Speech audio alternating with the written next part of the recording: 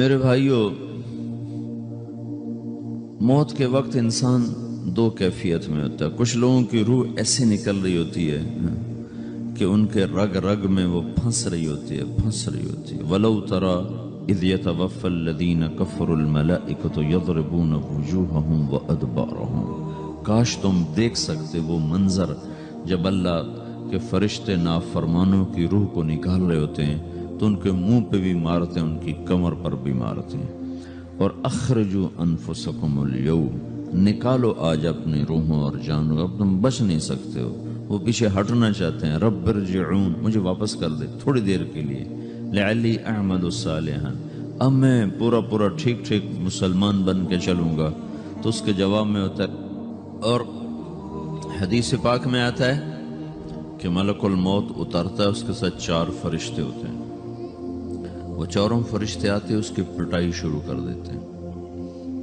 ابھی پرسوں یہ حدیث میں نے پڑھی ابن ماجہ میں کہ ملک الموت کہتا ہے ایتھا النفس الخبیثہ کانت فی الجسد الخبیث، اے خبیث روح جو خبیث جسم میں تھی، اخرج، باہر آؤ۔ اب وہ واپس تو ہو نہیں سکتا، اپنے آپ کو روک تو سکتا نہیں، تو وہ حیران پریشان خوف زدہ، تو اس کے جواب میں اس کو ملک الموت کہتا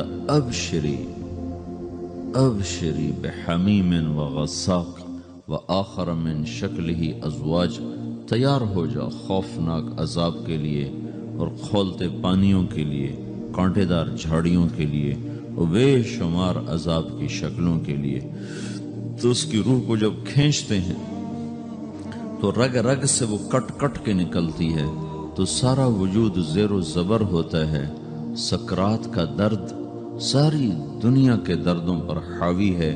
جب اس کی روح نکلتی ہے اور اس کو لے کر آسمان پر چلتے ہیں تو دروازے پر پہنچتے ہیں تو اندر سے فرشتے پوچھتے ہیں کون ہے؟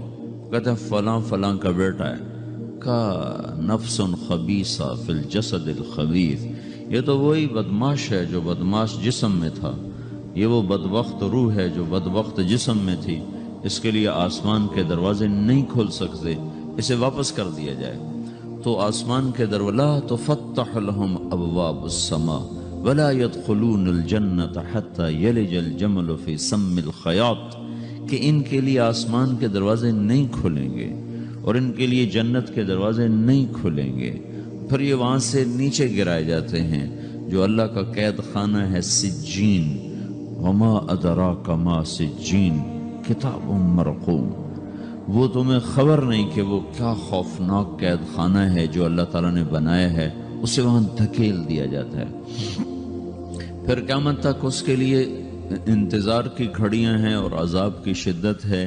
اور جب کوئی نیک آدمی اللہ تعالیٰ کے دربار میں جانے کا اس کا وقت آتا ہے تو اللہ تبارک و تعالیٰ فرماتے ہیں ان الذین قالوا ربنا اللہ ثم استقاموا تتنزل علیہم الملائکۃ الا تخافوا ولا تحزنوا وابشروا بالجنۃ التي کنتم توعدون نحن اولیاؤکم فی الحیاۃ الدنیا وفی الآخرہ ولکم فیہا ما تشتہی انفسکم ولکم فیہا ما تدعون نزل من غفور الرحیم۔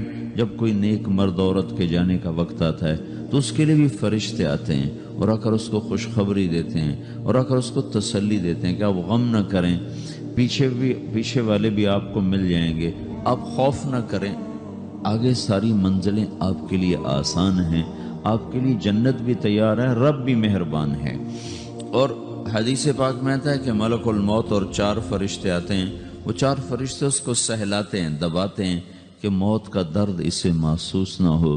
اور ملک الموت فرماتے ہیں ایتھا النفس الحمیدہ کانت فی الجسد الحمید اخرجی، اے نیک روح جو نیک جسم میں تھی باہر آؤ۔ کیا کرو؟ وابشری بروح وریحان ورب راض عنک غیر غضبان، آپ کو بشارت ہو آپ کے لیے جنت تیار ہو چکی ہے اور وہاں کی ساری نعمتیں آپ کے لیے میسر ہو چکی ہیں اور اللہ آپ پہ راضی ہو چکا ہے اور اللہ آپ پہ خوش ہو چکا ہے۔ اس پر اس کی روح کو نکالا جاتا ہے، پھر سارے فرشتے اس کو استقبال کے ساتھ جو آسمان پر لے جاتے ہیں تو اندر سے پوچھتے ہیں کون ہے؟ کہ فلاں کا بیٹا، فلاں کی بیٹی۔ کہتے ہیں نفس حمیدہ فی جسد حمید، یہ تو نیک روح تھی جو نیک جسم میں تھی، مرحبا بہی، اس کو ہم سب استقبال کس کا کرتے ہیں، اور ایک دم آسمان کے دروازے کھلتے ہیں، پھر وہ پہلا، دوسرا، تیسرا، چوتھا سارے آسمان پار کرتا ہوا اللہ پاک کے عرش کے نیچے کے جا کر، مرد ہے یا عورت، وہاں جا کر سجدے میں سر رکھتا ہے، اور اللہ تعالیٰ فرماتے ہیں ہاں اس نے ہمیں خوش کیا، ہم اسے خوش کریں گے، اور اس کو عافیت کے ساتھ وہاں آسمان میں، پہلے آسمان سے لے کر اللہ کے عرش تک یہ سب ویٹنگ روم بنے ہوئے ہیں، جہاں اللہ اپنے اپنے درجات کے مطابق جنت والوں کو ٹھہراتا ہے، اور وہ انتظار گاہ ہے، اور وقت ختم ہو جاتا ہے، لہٰذا انتظار کی جو تکلیف ہے وہ بھی ختم ہو جاتی ہے، وقت ختم تو انتظار کا احساس ختم، اور ٹائم کے گزرنے کا احساس ختم۔ تو جیسے اصحاب کہف کو اللہ نے غار میں داخل کر کے تو غار کے اندر سے وقت کو نکال کے باہر پھینک دیا، باہر 300 سال گزرے، اندر آدھا ہی دن گزرا تھا۔ وہ جب اٹھے ہیں تو وہ 25 برس کا نوجوان 325 سال کا ہو کے نہیں اٹھا، وہ 25 سال کی عمر میں اٹھا ہے، نہ ناخن بڑا ہے، نہ مونچھیں بڑی ہیں، نہ ان کی داڑیاں لمبی ہوئی ہیں، جو تو زندہ تھے، مر نہیں گئے تھے، تو زندہ کے تو بال بھی بڑھتے ہیں، ناخن بھی بڑھتے ہیں، لیکن وہ اس طرح اٹھے کہ 300 برس گزر گئے، اور 25 برس کا نوجوان 25 سال کی عمر میں اٹھا ہے، 20 برس کا 20 برس کی عمر میں اٹھا ہے، اور وہ کہنے لگے کم لبثنا، بھائی کتنا ٹھہرے ہیں، کہ یومن او بعض یومن، لگتا ہے کوئی دن، آدھا دن ٹھہرے ہیں۔ وہ صحیح کہہ رہے تھے، باہر اللہ تعالیٰ نے وقت کی گھڑی کو چلائے رکھا، اور اندر غار میں اس کو سوئچ آف کر دیا، نکال دیا، یہاں وقت کو داخل نہیں ہونے دیا، تو وقت کے گزرنے سے جو بھی اثرات مرتب ہوتے ہیں وہ ان پر مرتب نہیں ہوئے، تو وہ 20 آدھے ہی دن کے بعد اٹھے ہیں، باہر 300 سال، اندر آدھا دن۔ یہی کچھ اللہ تبارک و تعالیٰ برزخ میں کر دیتا ہے، وقت کو ختم کر دیتا ہے، گزرنے کا احساس نہیں ہوتا ہے۔ تو اس طرح میرے عزیزو، یہ دو موتیں ہر انسان دیکھتا ہے، یا وہ جنت کے فرشتوں کا استقبال دیکھتا ہے، یا جہنم کے فرشتوں کی مار اور پٹائی کو سہتا ہے۔ رابعہ بصری رحمۃ اللہ علیہ کا انتقال ہونے لگا تو انہوں نے رات کو فوت ہوئی، تو انہوں نے اپنی خادمہ کو بلا کے فرمایا کہ کسی کو بتانا نہیں، جب میں مر جاؤں تو پڑوس میں 2-4 کو بلا کر نا میرا جنازہ پڑھوا دینا، اور جس کرتے میں تہجد پڑھتی تھی وہی میرا کفن بنا دینا، اور صبح بے شک لوگوں کو بتا دینا، میرے مرنے کے بعد میری میت کو رکھنا نہیں، فوراً دبا دینا۔ تو جب ان کا انتقال ہوا تو انہوں نے پڑوس کے 2-4-10-20 آدمی بلائے، اور ان کو تدفین، تجہیز سب کچھ ہو گئی، صبح شور مچا کہ وہ رابعہ بصری کا انتقال ہو گیا۔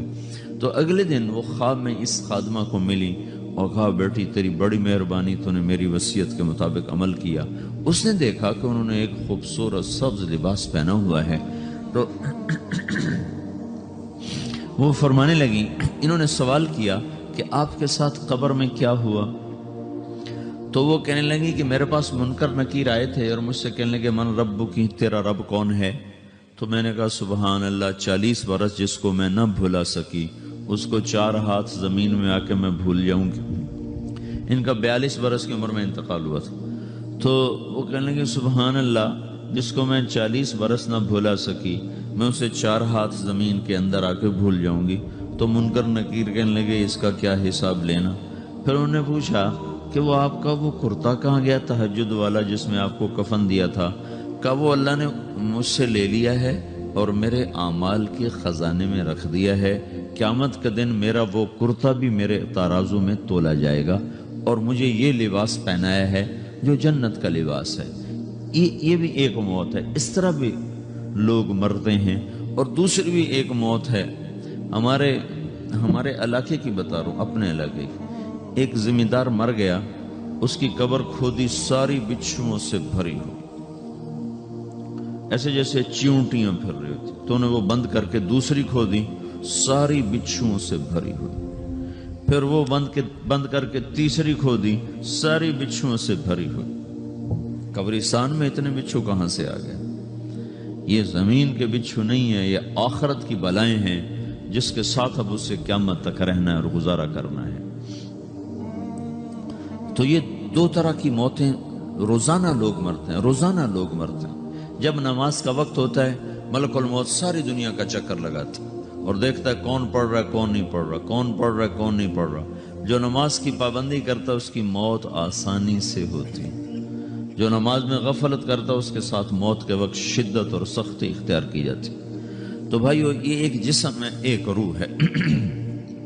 روح باقی رہنے والی چیز ہے، جسم مٹ جاتا ہے، پھر اللہ سے قیامت کے دن نیا جسم عطا فرمائے گا، ایک نیا جسم دیا جائے گا۔ روح وہی ہے جو اللہ کے خزانوں میں جمع ہو جاتی ہے۔ نافرمان کی سیاہ کالی روح ہوتی ہے، فرمان بردار کی روشن چمکدار روح ہوتی ہے۔ تو اللہ نے کچھ تقاضے جسم کے رکھے ہیں اور کچھ روح کے رکھے ہیں۔ جسم کے تقاضے پورے نہ کرو تو یہ پریشان ہو جاتا ہے، روح کے تقاضے پورے نہ کرو تو یہ پریشان ہو جاتی۔ روح کی پریشانی جسم سے زیادہ ہے، چونکہ روح کی طاقت جسم سے زیادہ ہے۔ جسم مٹی سے بنا ہے، اس کی غذا بھی مٹی سے نکلتی ہے۔ روح آسمان سے ہے، اس کی غذا بھی آسمان سے ہے۔ روح کا تعلق جب تک اللہ سے نہیں جڑتا، اس سے بھوک اور پیاس لگتی رہتی ہے۔ جسم کو جب تک روٹی اور پانی نہ ملے یہ تڑپتا اور پریشان رہتا ہے۔ جیسے اللہ تعالیٰ نے ہمارے جسم میں روٹی اور پانی کی طلب کو بے ساختہ رکھ دیا ہے۔ میں بیان کے دوران بھی پانی پی رہا ہوں، آپ دیکھ رہے ہیں کہ میرا حلق سوکھ جاتا ہے، مجھے طلب محسوس ہوتی ہے، پانی، حلق سوکھتا ہے پانی کی طرف بھاگتے ہیں، بھوک لگتی ہم روٹی کی طرف بھاگتے ہیں۔ یہ ایک ایسا اندر میں آٹومیٹک سسٹم ہے کہ ہم اس کو آف نہیں کر سکتے۔ یہ سوتے سوتے بھی بھوک کی وجہ سے آنکھ کھل جاتی، سوتے سوتے پیاس کی وجہ سے آنکھ کھل جاتی ہے۔ یہ ایسا خود اللہ تعالیٰ نے ساختہ نظام بنایا ہے کہ آپ اپنے جسم میں روٹی اور پانی کی طلب کو نہیں نکال سکتے۔ میرے عزیزو، ٹھیک اسی طرح اللہ نے انسانی روح میں اپنی طلب رکھ دی ہے اور اپنے رسول کی طلب رکھ دی ہے۔ یہ دو طلب ایسی ہیں کہ یہ آپ کے جسم روح سے نکل نہیں سکتی۔ جیسے بھوکا روٹی نہ کھا لے، پیاسا پانی نہ پی لے، اسے چین نہیں آ سکتا۔ وہ روح جو اللہ اور اس کے رسول سے نا آشنا ہے، جب تک وہ وہاں تک پہنچ نہیں جاتی اسے چین نہیں آ سکتا، اس کا اندر پریشان رہے گا۔ 1997 میں جب جنید جمشید سے میری پہلی ملاقات ہوئی تو اس نے مجھ سے یہ سوال کیا کہ مولوی صاحب، ایک پاکستانی نوجوان جس گلیمر کو خوابوں میں دیکھتا ہے، وہ گلیمر تو مجھے زندگی میں ویسے ہی حاصل ہے، میرے چاروں طرف زندگی کا رقص ہے اور میری زندگی کی ہر خواہش، ہر تمنا پوری ہے، اس کے باوجود میرے اندر اندھیرا ہے، میرے اندر خلا ہے۔ مجھے لگتا ہے میں وہ کشتی ہوں جس کا کوئی ساحل نہیں، جس کی کوئی سمت نہیں۔ www.darsulquran.com۔ ایسا نہیں ہونا چاہیے۔ ایک عام لڑکا تو کہتا ہے ہائے کاش یہ ہوتا، اس کو وہ نہیں ہو رہا تو پھر وہ پریشان ہے، ہائے یہ ہوتا، ہائے وہ ہوتا۔ تو میں تو ہائے نہیں کرتا ہوں، میری تو ہر لذت اور خواہش میرے سامنے تشتری میں سجا کے پیش کی جا رہی۔ میں کیوں ایسا کر رہا ہوں؟ میں ہائے ہائے کیوں کر رہا ہوں؟ میرا اندر ویران کیوں ہے؟ میرے اندر میں خلا کیوں ہے؟ یہ وہی خلا ہے کہ وہ روح کی پیاس کو شراب میں بجھانا چاہتا ہے، وہ روح کی پیاس کو لڑکی میں بجھانا چاہتا ہے، وہ روح کی پیاس کو موسیقی سے بجھانا چاہتا ہے، وہ روح کی پیاس کو دنیا کی رعنائیوں میں 5 اسٹار ہوٹلوں سے بجھانا چاہتا ہے۔ روح کیا جانے روٹی کیا ہے، شراب کیا ہے، پانی کیا ہے، عورت کیا ہے، موسیقی کیا ہے، گھنگرو کیا ہے، پائل کیا ہے، چھنکار کیا ہے، روح کو ان چیزوں کی کیا خبر۔ امریکہ میں ہماری ایک جماعت تھی تو 4 لڑکے 2 لڑکیاں، 4 لڑکیاں 2 لڑکے مسلمان ہیں۔ تو ایک لڑکے کا نام رکھا تھا ابراہیم، اور اس کو جب پڑھایا نا کلمہ، انہوں نے کہا ہائے، انہوں نے کہا ہائے، وہ دونوں ہاتھ یہاں رکھے سینے پر، دل پر، کہا ہائے۔ تو ہمارے ساتھی ہیں ڈاکٹر اختر، وہ کہنے لگے کیا ہوا کیا ہوا؟ کہنے لگا جب سے ہوش سنبھالا یہ جگہ خالی تھی، یہ تیرے کلمہ پڑھانے پر بھر گئی ہے کہ میری خوشی سے ہائے نکل گئی۔ یہ جگہ خالی رہے گی، یہاں شراب نہیں پہنچ سکتی، یہاں نغمہ اور موسیقی نہیں پہنچ سکتی، یہاں تالے لگے ہوئے ہیں، یہاں تک کوئی آواز نہیں جا سکتی۔ دل کے تاروں پر ایک ہی نغمہ چڑھ سکتا ہے اور وہ اللہ کی یاد کا ہے اور اللہ کی محبت کا ہے اور اللہ کے رسول کی محبت کا ہے۔ باقی کوئی مضراب ایسا نہیں جو ان تاروں کو چھیڑ سکے، باقی کوئی چیز آواز ایسی نہیں جو دل کی دنیا پر جا کر دستک دے سکے یہاں بند دروازے ہیں، یہاں صرف اللہ پہنچے گا، اللہ کے رسول کا تعلق پہنچے گا، باقی کوئی چیز یہاں نہیں جا سکتی۔